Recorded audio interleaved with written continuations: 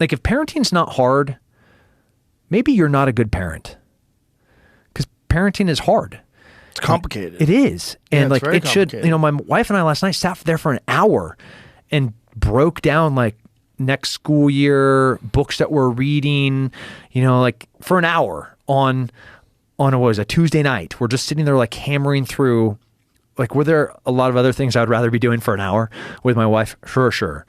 But highs and lows on Sunday, my son had lacrosse practice. It was cold. It was rainy.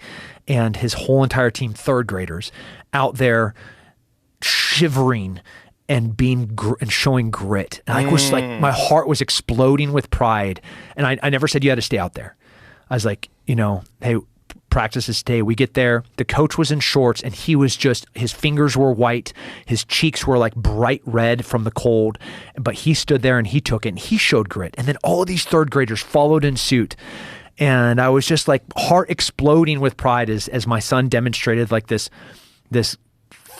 will follow through with this thing that I've committed to do. And it hurt me to watch my son be cold. And it hurt me. And this is why parenting's hard. And if it doesn't, and if I didn't care, I don't think there's any greater insult than indifference. And to be indifferent to your kid is just like the worst thing you could be as a human. Yeah, it's so selfish. It's a crazy way of thinking. But so many people are just so occupied with their own life and they're so busy that they just don't have the time to have conversations with their kid or even think about it. They're like, they're going to school. That's school's job. Anyone busier than you or me?